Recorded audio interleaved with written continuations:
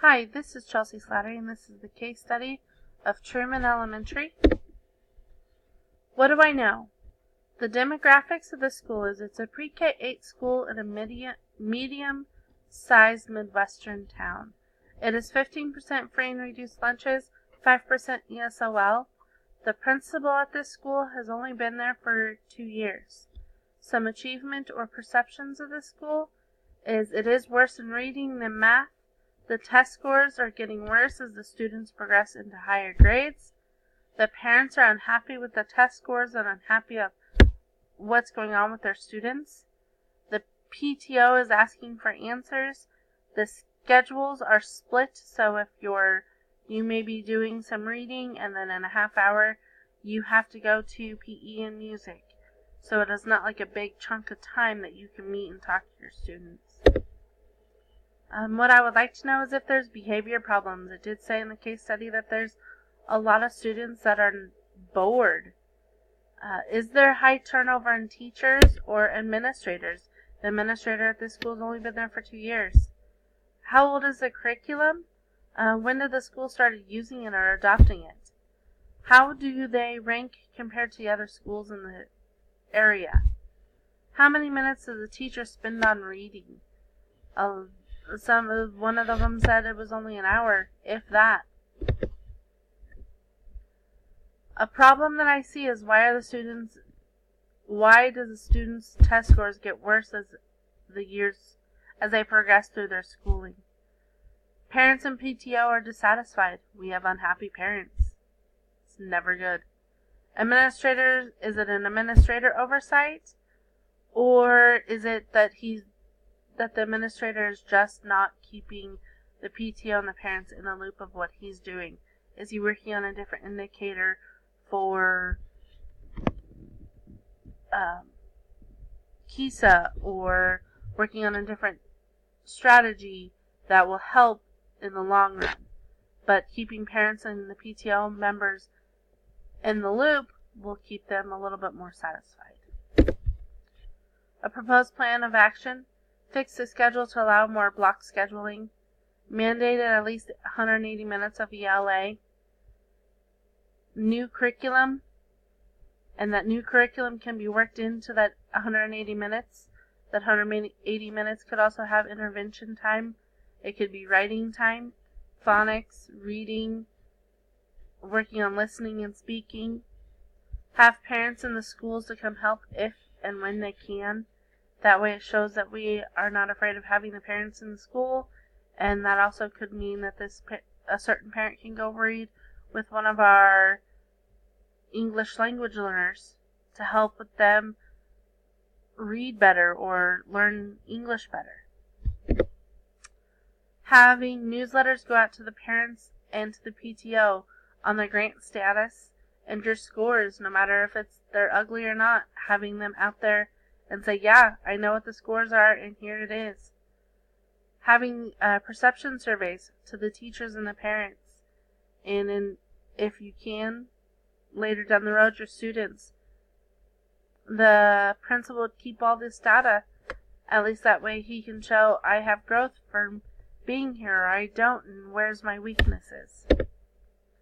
Strategies behind it would be your training of your administrator. Have him know what he needs to look for when he needs to go observing. Know how to read the data that's coming from the new curriculum, or even the state data. We're not entirely sure where this administrator came from. He's only been there for 2 years. Is he a teacher that just graduated with his administration license, and he still needs training himself? Training the teachers on the new curriculum, and not just having a day where it's just thrown at them. Having the surveys done by the teachers and parents will really help to find discrepancies. And if the parents are saying that the teachers are not nice or not friendly, and the teachers think they're being the greatest teachers in the world, but there's a discrepancy. See if they agree anywhere. Maybe it's with how administration is not talking, or how both parents and teachers think that the curriculum needs to change. Keeping the PTO and parents informed on the idea of getting the new curriculum. Meet with the superintendent for the grant. Best for students is the teachers need support with the new curriculum. If that means that the teachers are not understanding it when it's middle of the year, that they have someone to go ask and not just having it all thrown at them in the beginning. Teachers and administrators need the training on their curriculum as well. That way the administrators know what they're looking for and the teachers know what they're doing. The students need to have a strong phonics curriculum. That way it helps them with their reading. And it sounded like the school didn't really have a strong phonics program. The students need to be challenged in the books that they read. That way that the books aren't too easy and that they're just reading to stay out of trouble, or if they're going to get in trouble because this book's too easy and they've already read it before. The students need highly qualified teachers. That way this way that the teachers know that you're looking for 110% out of your teachers with this new curriculum. A resolution with to try to solve the problem that the grant application is for K4 reading program. The application deadline was March 20th, and that was before the PTO meeting. Maybe if the administrator kept to the PTO meeting, PTO staff members and the parents involved, knowing that they were doing this grant, at least they would see that he was doing what he needed to do to help these students.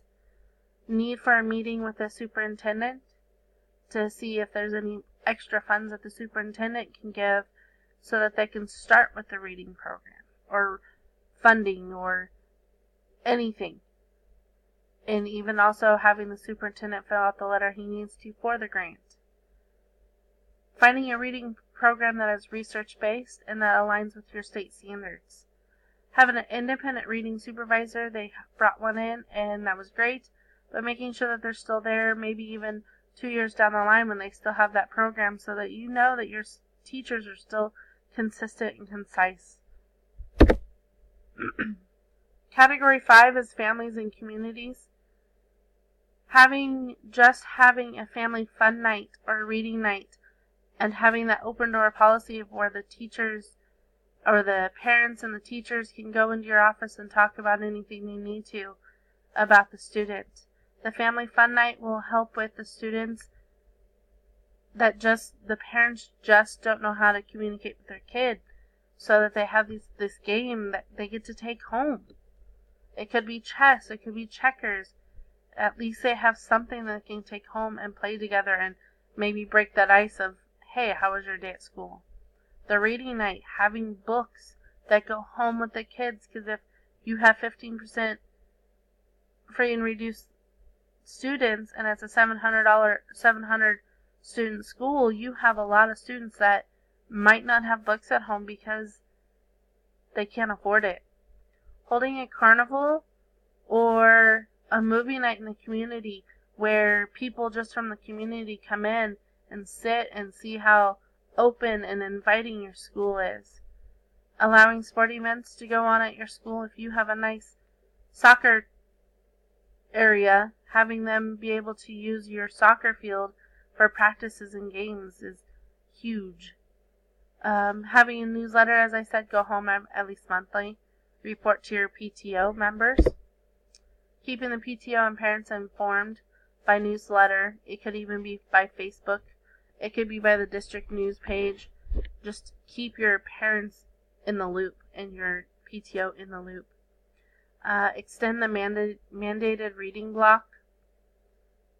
Explain that we are trying to get a grant for a new reading program. Knowledge of having an administrator that knows the law. That they know that they have to hire highly qualified teachers and not just one that is their friend. Using any and all laws to help get more funding into the school. You know, if you know that maybe because you have 5% ESOL, that maybe you need to have an ESOL teacher, and that could fall under a different law. If your grant gets denied, if you don't know how to go about it, to ask for a bond in the next voting ballot. This way you have, if you do know how to do that, you can ask for it in a bond And that way the community will also see that you're needing help, because our students need to be able to read, and this is a curriculum that they need. Meeting with your decision makers. Meet with your superintendent. See if there's, again, any other funds. Keep reading the reading supervisor, even if it's 3 years, so that you know that the teachers are still consistent and concise, and maybe that there's something new or an updated version that the reading supervisor might say, hey, it's great, but you're plateauing again, so you need to up your ante with a new program.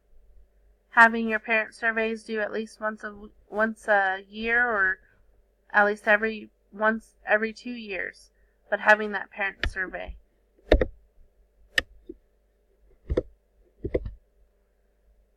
And that would do it for Miss Slattery's case study on the Truman Elementary. Thank you. Bye-bye.